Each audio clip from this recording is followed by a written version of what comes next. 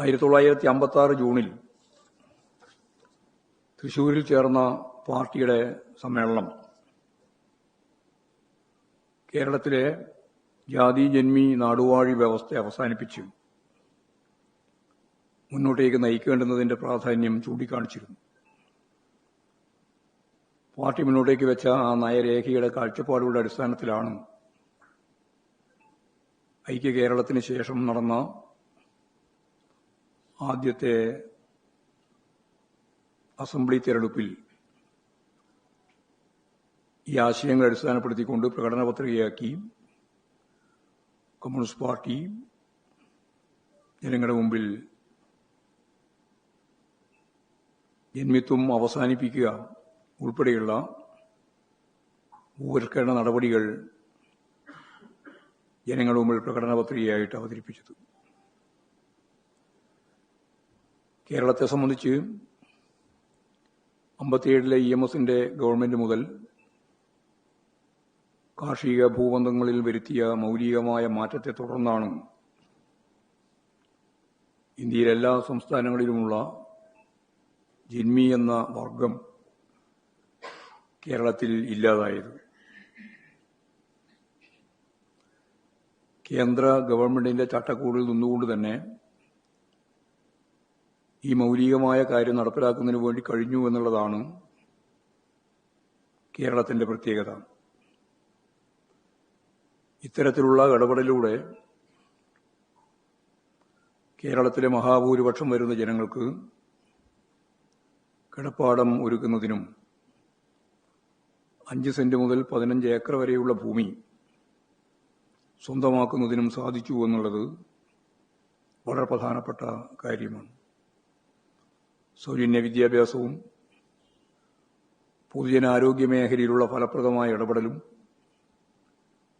ക്ഷേമ പ്രവർത്തനങ്ങൾ നടത്തുന്ന വളരെ ശ്രദ്ധേയമായ പ്രവർത്തനങ്ങളുമെല്ലാം കേരളത്തെ ഒരു പുതിയ ദിശയിലേക്ക് നയിക്കുന്നതിനു വേണ്ടി സാധിച്ചു എന്ന് നമുക്ക് കാണാൻ കഴിയും. ചരിത്രപരമായ കാരണങ്ങളാൽ അക്ഷരം പഠിക്കാൻ കഴിയാതെ പോയവർക്ക് അക്ഷരത്തിന്റെ വെളിച്ചം നൽകുന്നതിന് ഇടതുപക്ഷ ഗവൺമെന്റുകൾ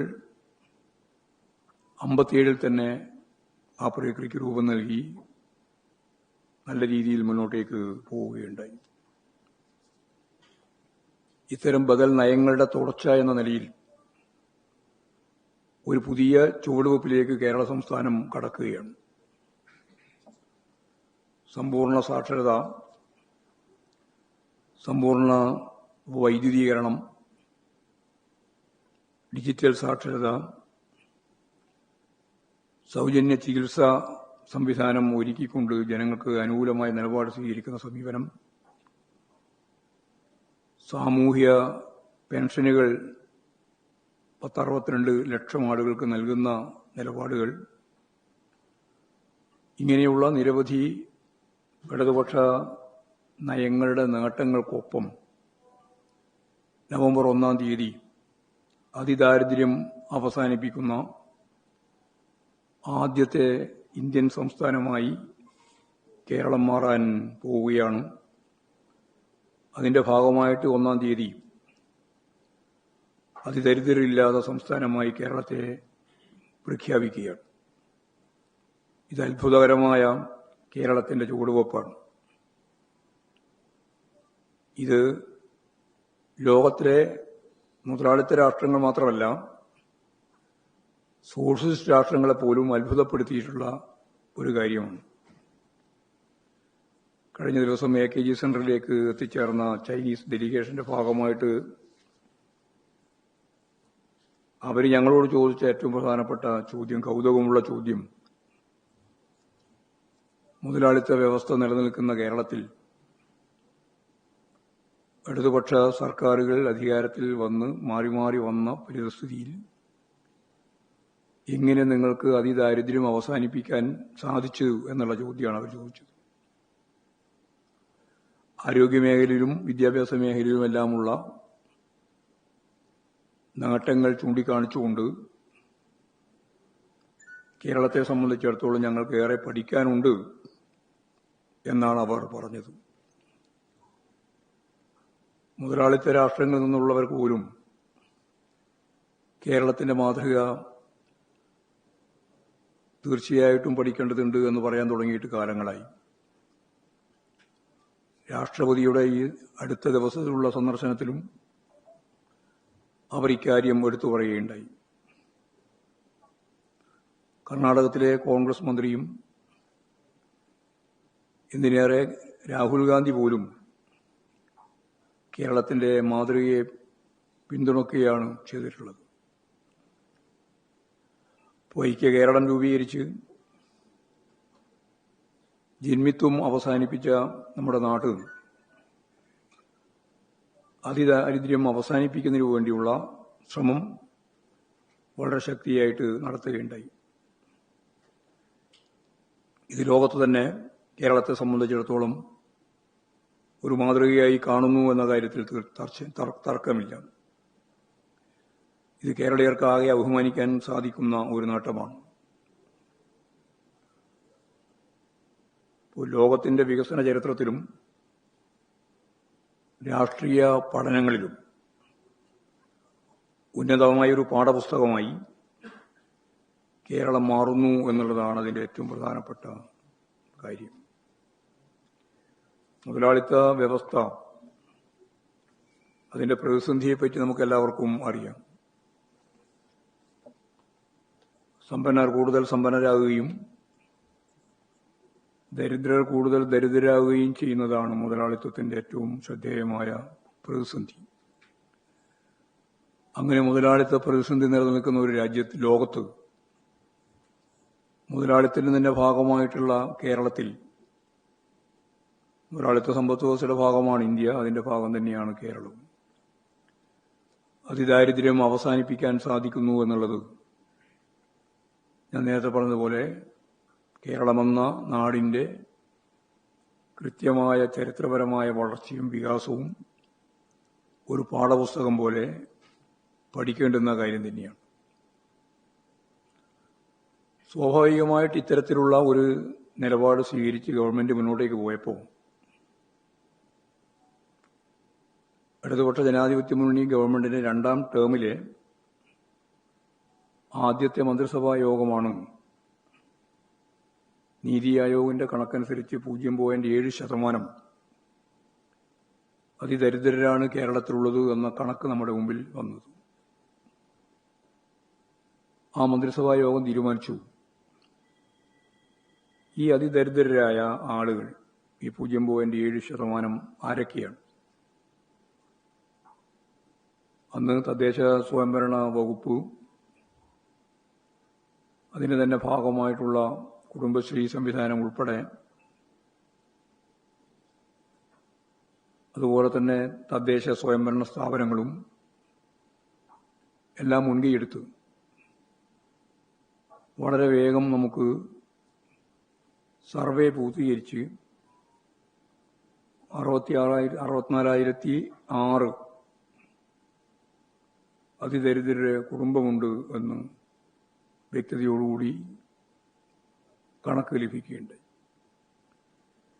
പിന്നീട് നടന്ന പ്രവർത്തനത്തിൽ ഈ ഓരോ കുടുംബത്തെയും സൂക്ഷ്മാംശം പരിശോധിച്ച് അവർക്കാവശ്യമുള്ള, അവരെ പൊതുധാരയിലേക്ക് എത്തിക്കുന്നതിനു വേണ്ടിയുള്ള എന്തൊക്കെ കാര്യങ്ങളാണ് നിർവഹിക്കേണ്ടത് എന്നതിനെ സംബന്ധിച്ച് വ്യക്തമാക്കി വിവിധ ഡിപ്പാർട്ട്മെന്റുകൾ ചേർന്ന്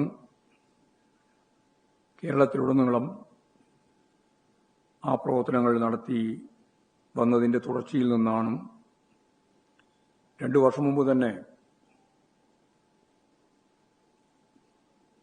കണ്ണൂർ ജില്ലയിലെ കുറ്റ്യാട്ടൂർ പഞ്ചായത്ത് ആദ്യത്തെ അതിദരിദ്രരില്ലാത്ത പഞ്ചായത്തായിട്ട് മാറിയിട്ടുണ്ട്.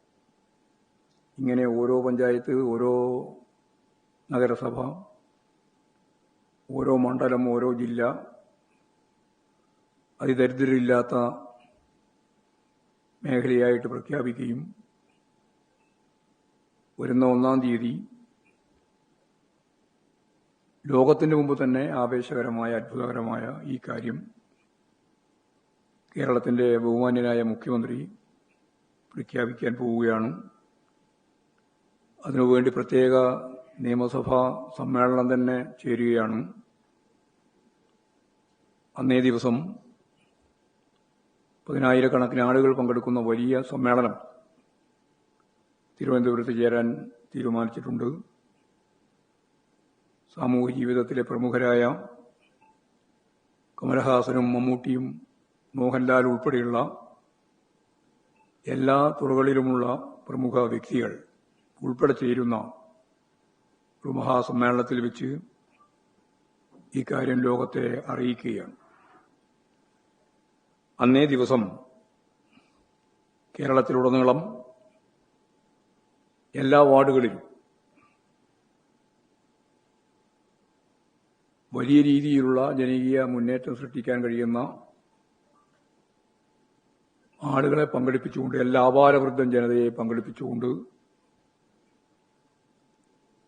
ഈ കേരളത്തിന്റെ പ്രത്യേകതയെ ജനങ്ങൾക്ക് മനസ്സിലാവുന്ന രീതിയിൽ പ്ലക്കാർഡുകളും ഭാവനാപൂർവമായ മറ്റ് സാമഗ്രികളെല്ലാം ഉപയോഗിച്ച് ആ വാർഡതിർത്തിയിൽ പ്രകടനവും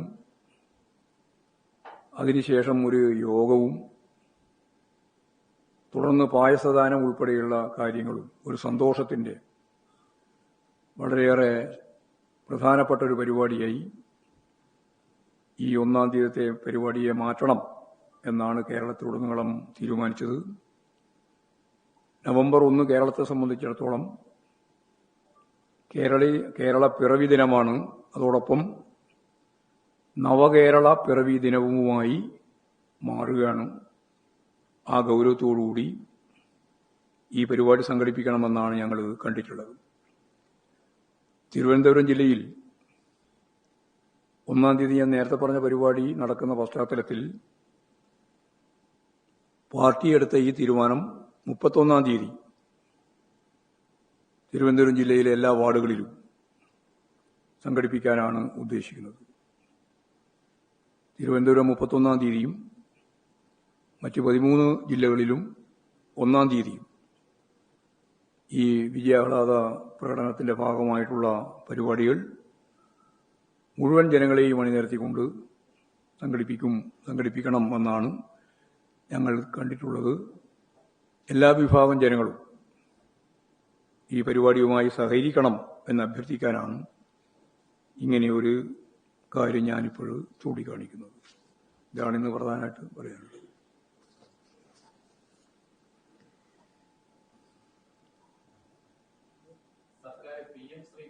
കേരള പിറവിയെ സംബന്ധിച്ച് നിങ്ങൾ പറയാൻ പോറ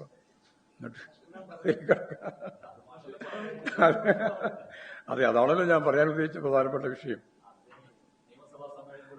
നിയമസഭാ സമ്മേളനം ശരിയാണ്. വളരെ പ്രമുഖരായ ആളുകളെല്ലാം പങ്കെടുക്കുന്ന ഒരു വലിയ സമ്മേളനം ഇതിന്റെ ഭാഗമായിട്ട് ചേരുകയാണ്. അങ്ങനെ ലോകത്ത് തന്നെ മുതലാളിത്ത സമൂഹത്തിൽ അതിദാരിദ്ര്യം അവസാനിപ്പിക്കുന്ന ഏറ്റവും പ്രധാനപ്പെട്ട കേന്ദ്രം കേരളമായിരിക്കും എന്നുള്ളതാണ് ലോകത്തോട് നമുക്ക് പറയാനുള്ള ഏറ്റവും പ്രധാനപ്പെട്ട ഒരു കാര്യം.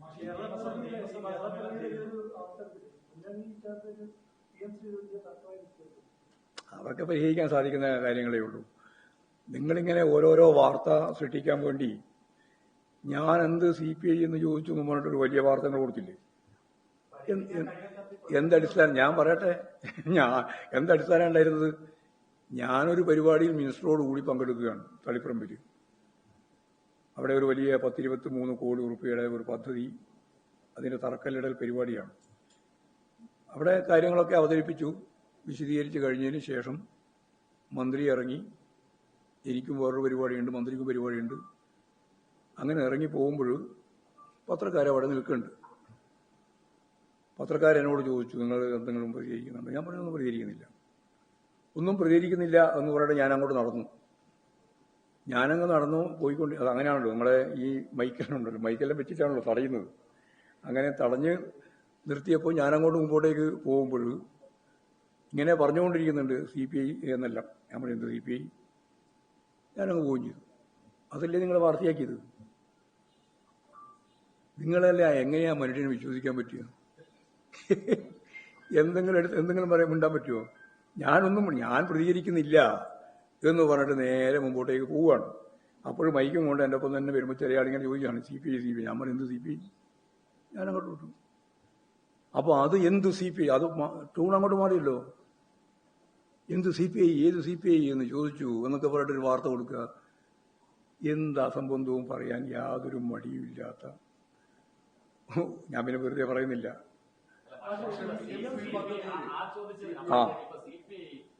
അപ്പൊ ആ ചോദ്യത്തിനെ നിങ്ങൾ പറഞ്ഞു, നിങ്ങൾ എങ്ങനെയാ ആ വാർത്ത കൊടുത്തത്? ആരായാലും എങ്ങനെയാ ആ വാർത്ത കൊടുക്കുക? ഞാനൊരു വാർത്തയായിട്ട് പറഞ്ഞതോ അല്ലെങ്കിൽ ഞാൻ പ്രതികരിക്കുന്നില്ല എന്ന് പറഞ്ഞിട്ട് ഞാൻ നേരെ മുമ്പോട്ടേക്ക് പോവുകയാണ്. അങ്ങനെ മുന്നോട്ടേക്ക് പോയിക്കൊണ്ടിരിക്കുന്ന ഘട്ടത്തിൽ ഇങ്ങനെ അടിപെടുന്നുണ്ടാവുമല്ലോ, മർമറിങ് പോലെ CPI പോലെ. എന്ത് CPI എന്ന് പറഞ്ഞിട്ട് ഞാനങ്ങോട്ട് പോയി.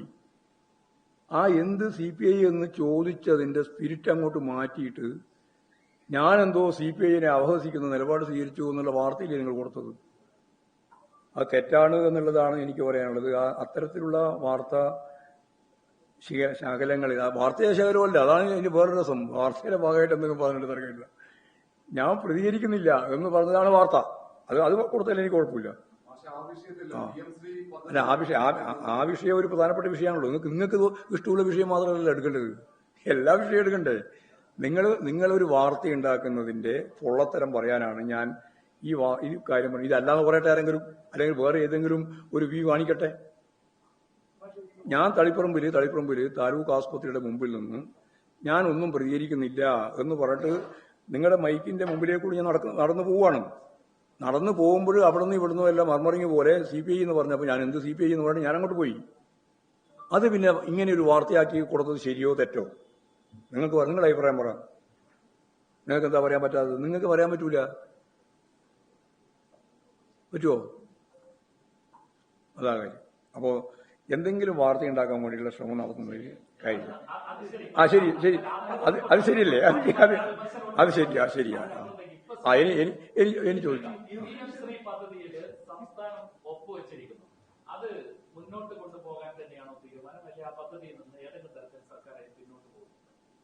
അല്ല, ഇപ്പോഴും ഉയർന്നു വന്ന വിമർശനത്തിന്റെ പശ്ചാത്തലത്തിലാണല്ലോ ഈ വിശദീകരണങ്ങളെല്ലാം ചോദിക്കുന്നത്. ഞങ്ങൾക്കതിൽ ഒരു തർക്കമില്ല. ഞങ്ങൾ PM ശ്രീ ഉൾപ്പെടെയുള്ള കേന്ദ്ര ഗവൺമെന്റ് കേരളത്തിന് നൽകേണ്ടുന്ന അല്ലെങ്കിൽ സംസ്ഥാനങ്ങൾക്ക് നൽകേണ്ടുന്ന പദ്ധതിയുടേതായാലും പ്രൊജക്റ്റിൻ്റെതായാലും ആ പണം കേരളത്തിന് ലഭിക്കേണ്ട കാര്യത്തിൽ യാതൊരു സംശയവും ആർക്കും ഉണ്ടാവില്ല. ഞങ്ങൾക്ക് കിട്ടേണ്ടതാണ്. അതിന് മുമ്പൊന്നും നിബന്ധനയുണ്ടായിരുന്നില്ല. ജവഹർലാൽ നെഹ്റുവിന്റെ കാലം മുതൽ പഞ്ചവത്സര പദ്ധതി അങ്ങനെയാണല്ലോ തുടങ്ങുന്നത്. അതൊന്നും നിബന്ധനകളില്ല. ഗവൺമെന്റിനെ സഹായിക്കാൻ വേണ്ടിയിട്ടാണ്, ഫെഡറൽ സംവിധാനത്തിന്റെ ഭാഗമാണ്. പിന്നീട് ഇന്ദിരാഗാന്ധിയുടെ കാലം മുതലാണ് ഓരോരോ നിബന്ധനകൾ വന്നു തുടങ്ങിയത്. പിന്നീട് ഇപ്പോഴും വലിയ രീതിയിലുള്ള നിബന്ധനകൾ ഈ കേന്ദ്ര ഗവൺമെന്റ്, BJP ഗവൺമെന്റ് മുന്നോട്ടേക്ക് വെച്ച് സംസ്ഥാനങ്ങൾക്ക് തരേണ്ടുന്ന പണം തരാതിരിക്കുന്ന പ്രവർത്തനം നടത്തിക്കൊണ്ടിരിക്കുകയാണ്. നമുക്ക് തരേണ്ടുന്ന ഒരു 8,000-ഓളം കോടി ഉറുപ്പിക കേന്ദ്ര ഗവൺമെന്റ് തരാൻ പല നിബന്ധനകളും പറഞ്ഞിട്ടും പല കാര്യങ്ങൾ പറഞ്ഞിട്ടും തരാതിരിക്കുന്നു. 2 ലക്ഷം കോടി ഉറുപ്പിക കഴിഞ്ഞ കാലത്ത് തരേണ്ട പണം നമുക്ക് തന്നില്ല എന്നുള്ളത് വേറെ കാര്യമാണ്, അത് പറയുന്നുണ്ട്. അതിന് പുറമെ സെൻട്രൽ ഗവൺമെന്റിന്റെ സ്കീമിന്റെ ഭാഗമായി 60% അവരും 40% കേരളവും നൽകേണ്ടുന്ന പണത്തിന്റെ ഒരു വലിയ ഭാഗം പണം, അതായത് 8,000 കോടി ഉറുപ്പിക. ധനകാര്യ വകുപ്പ് മന്ത്രിയോട് ഇന്ന് സംസാരിച്ചപ്പോൾ പറഞ്ഞത് 8,000 കോടി ഉറുപ്പിക നെല്ലിന്റെ സംഭരണം ഉൾപ്പെടെയുള്ള കാര്യങ്ങളിൽ തരാൻ ബാക്കിയാണ്. അത് തരുന്നില്ല. ഓരോരോ നിബന്ധനകൾ വെച്ച് നമുക്ക് തരാതിരിക്കുകയാണ്. നമുക്ക് കേരളത്തിന് അർഹതപ്പെട്ട പണം തരിക തന്നെ വേണം. ഇതൊരു കാര്യം. പിന്നെ ഓരോന്നിനും നിബന്ധന വെക്കുകയാണ്. അത് ഒന്നിനു മാത്രമല്ല. ഇപ്പം ഉന്നത വിദ്യാഭ്യാസ മേഖലയിൽ നിബന്ധന വെച്ചു, വീട് നിർമ്മിക്കുന്നതുമായിട്ട് ബന്ധപ്പെട്ടതിന് നിബന്ധന വെച്ചു. ഇപ്പോൾ PM ശ്രീ എന്ന് പറയുന്ന ഈ വിദ്യാഭ്യാസ മേഖലയിലുള്ള വളരെ പ്രധാനപ്പെട്ട ഒരു മേഖലയിൽ നിബന്ധന വെച്ചു. എല്ലാം നിബന്ധന വെച്ചുകൊണ്ട് ഇങ്ങനെ കേരളം ഉൾപ്പെടെയുള്ള സംസ്ഥാനങ്ങളെ അതിശക്തിയായിട്ട് ബാധിക്കുന്ന രീതിയിൽ നിലപാടുകൾ സ്വീകരിച്ചുകൊണ്ടിരിക്കുകയാണ്. ആ നിലപാടുകൾ സ്വീകരിക്കുന്നതിനെ ഇവിടെ യഥാർത്ഥത്തിൽ ഏത് ഗവൺമെന്റും ഫെഡറലിസത്തിന്റെ ഭാഗമായിട്ടുള്ള കാര്യം മുന്നോട്ടേക്ക് വെക്കുമ്പോൾ ഈ നിലപാടിനെ എതിർക്കണ്ടല്ലേ? കോൺഗ്രസ് നിലപാടിനെ എതിർക്കുന്നുണ്ടോ? കോൺഗ്രസ് ഇവിടെ ഇപ്പോൾ സമരം നടത്താൻ പുറപ്പെട്ടിരിക്കുകയാണ്. വളരെ വിചിത്രമായ കാര്യം, കോൺഗ്രസിന് ഒരൊറ്റ അക്ഷരം ഉണ്ടാൻ അവകാശമില്ല. കോൺഗ്രസിന്റെ കാലത്ത് തന്നെയാണ്, BJPയുടെ കാലത്ത് കോൺഗ്രസ് എല്ലാം അംഗീകരിച്ചതാണ്. ഇന്ത്യയിൽ ആദ്യമായിട്ട് PM ശ്രീ പദ്ധതിയിൽ ഒപ്പിട്ട ഗവൺമെന്റ് കോൺഗ്രസ് ഭരിക്കുന്ന സന്ദർഭത്തിൽ രാജസ്ഥാൻ ഗവൺമെന്റ്, കർണാടകത്തിൽ ഇപ്പോൾ അവരെ ഭരിക്കുന്നുണ്ട്, അവിടെയുണ്ട്, തെലങ്കാനയിലുണ്ട്. അത്രയിലെ സംസ്ഥാനമുള്ളൂ. ഇപ്പോൾ മുമ്പത്തെ പോലെ സംസ്ഥാനമില്ല. അവിടെയെല്ലാം ഒപ്പിട്ടിട്ടുണ്ട്, അവിടെയെല്ലാം നടപ്പിലാക്കുന്നുണ്ട്. എന്നിട്ട് ഇവിടെ ഇടതുപക്ഷ ജനാധിപത്യ മുന്നണിയെ അടിക്കാൻ ഒരു വടി കിട്ടുമല്ലോ എന്ന് വിചാരിച്ചിട്ട് അതിന്റെ മേലെ നിലപാട് സ്വീകരിച്ച് കൊണ്ടുപോകുന്ന ഒരു സമീപനമാണ് കോൺഗ്രസിനുള്ളത്. കോൺഗ്രസിന്റെ ഇരട്ടത്താപ്പാണ്. അവർക്ക് രാഷ്ട്രീയമാണ്. കേരളത്തിൽ ഒരു വികസന പ്രവർത്തനവും നടത്താൻ പാടില്ല എന്ന രീതിയിലുള്ള നിലപാട് സ്വീകരിക്കുകയാണ് അവർ ചെയ്യുന്നത്. ഞങ്ങളെ സംബന്ധിച്ചിടത്തോളം ഞങ്ങൾ നയപരമായിട്ട് അന്നും ഇന്നും ഇനി നാളെയും ഈ PM ശ്രീ പദ്ധതിയുടെ ഭാഗമായിട്ടുള്ള നിബന്ധനകൾക്കെതിരാണ്. എന്നാൽ ഞാൻ നേരത്തെ പറഞ്ഞതുപോലെ എല്ലാ മേഖലയിലും ഗവൺമെന്റ് കേരളത്തിന് നൽകേണ്ടുന്ന പണം തരാതിരിക്കുന്നു. അത് ചെറിയ രീതിയിലുള്ളതല്ല, ആയിരക്കണക്കിന് കോടി. ഇപ്പോൾ ധനകാര്യ വകുപ്പ് മന്ത്രി പറഞ്ഞ പോലെ 8,000-ഓളം കോടി ഉറുപ്പിക നമ്മുടെ നെല്ല് സംഭരിച്ചത് ഉൾപ്പെടെയുള്ള പൈസ തരാതിരിക്കുന്നു. ഓരോ നിബന്ധന വെച്ചുകൊണ്ടാണ്. അപ്പോൾ ഇതെല്ലാം വെച്ചുകൊണ്ടുള്ള ശക്തിയായ നിലപാടാണ് കേന്ദ്ര ഗവൺമെന്റ് സംസ്ഥാനങ്ങൾക്കെതിരായിട്ട് ഒരുതരം സാമ്പത്തിക ഉപരോധം പോലെ ചെയ്തുകൊണ്ടിരിക്കുന്നത്. PM ശ്രീയുടെ ഭാഗമായിട്ടും അത് തന്നെയാണ് സംഭവം. അത് കുറേ കൊല്ലമായി. ഇപ്പം തുടങ്ങിയതല്ല, 2-3 വർഷമായി ഇതിന്റെ മേലെ നടക്കാൻ തുടങ്ങിയിട്ട്. വലിയ രീതിയിലുള്ള സമരം നടന്നിട്ടുണ്ട്, പ്രക്ഷോഭം നടന്നിട്ടുണ്ട്. ഞങ്ങൾ അന്നും ഇന്നും CPIM എന്ന രീതിയിലായാലും CPI എന്ന രീതിയിലായാലും എല്ലാവരും PM ശ്രീ പദ്ധതി എന്നുള്ള ഈ നിബന്ധനയെ അതിശക്തിയായിട്ട് അന്നും ഇന്നും എതിർത്തുകൊണ്ടിരിക്കുകയാണ്. നാളെയും അത് തന്നെയാണ് അറിയുക. അതാണ് അത് ഗവൺമെന്റ്, അത് ഞാൻ പറഞ്ഞില്ല, അത് ഗവൺമെന്റുമായിട്ട് ബന്ധപ്പെട്ട കാര്യങ്ങളാണ്. ഗവൺമെന്റുമായിട്ട് ബന്ധപ്പെട്ട കാര്യങ്ങൾ ഇടതുപക്ഷ പ്രസ്ഥാനം, ഞങ്ങളുണ്ട്, CPI ഉണ്ട്. CPI ആണല്ലോ ഞങ്ങളുടെ മുന്നണിയിലെ ഏറ്റവും പ്രബലമായ ഒരു ഇടതുപക്ഷ പാർട്ടി. സ്വാഭാവികമായിട്ടും ഞങ്ങളും അവരൊക്കെ ആയിട്ട് ചർച്ച ചെയ്ത് ആ കാര്യങ്ങളെല്ലാം പരിഹരിക്കും. ഞങ്ങൾക്ക് സമയം എന്താ ഉള്ളത്?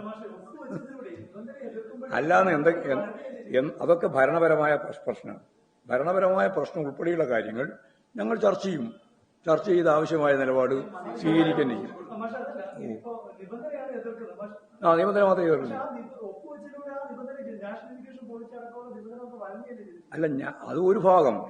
അതല്ലാതെ ഒരുപാട് ഭാഗമുണ്ടല്ലോ. വിദ്യാഭ്യാസ മേഖലയിൽ നടപ്പിലാക്കേണ്ടുന്ന ഒരുപാട് പണം ഇതിന്റെ പേരിൽ തടഞ്ഞു വെക്കുകയാണ്. ഈ NEPയുടെ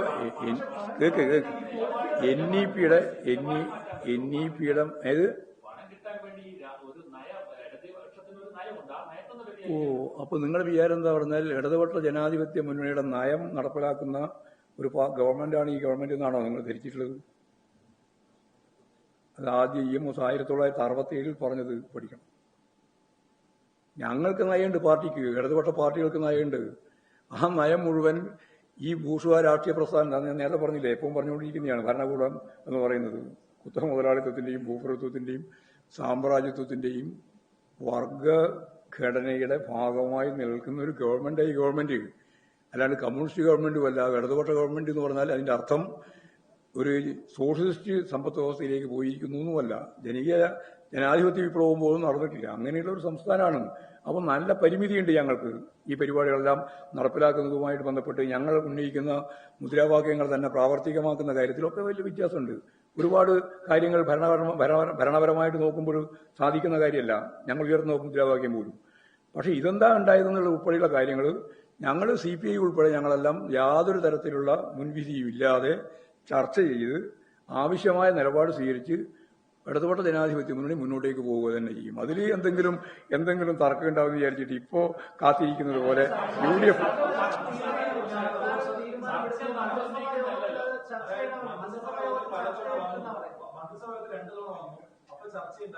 പിന്നീട് ചർച്ച ചെയ്ത ശേഷം തീരുമാനിക്കാന്ന് പറഞ്ഞു. പിന്നീട് കഴിഞ്ഞ മന്ത്രിസഭാ യോഗത്തിൽ ഇത് പറഞ്ഞപ്പോ അതിന് മറുപടി നൽകിയില്ല. തൊട്ട് വ്യത്യാസം ഒപ്പുവെച്ചു. അതാണ് അവർ പറഞ്ഞ പരാതി. മുഖ്യമന്ത്രിയൊക്കെ വരട്ടെ. നമുക്ക് ഇടതുപക്ഷ ജനാധിപത്യ മുന്നണി എന്ന് പറയുന്നത് ഇപ്പം തുടങ്ങിയതൊന്നുമല്ലല്ലോ. എല്ലാ വശങ്ങളെ സംബന്ധിച്ചും ആവശ്യമായ ചർച്ച നടത്തി നിങ്ങൾ ഈ പറയുന്ന പ്രശ്നങ്ങളെല്ലാം ഞങ്ങൾ പരിഹരിക്കും.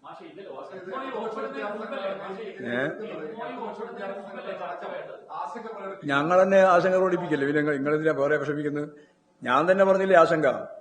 ഞങ്ങളിതിനെതിരാണ്, അന്നും എതിരാണ്, ഇന്നും എതിരാണ്, നാളെയും എതിരാണ്.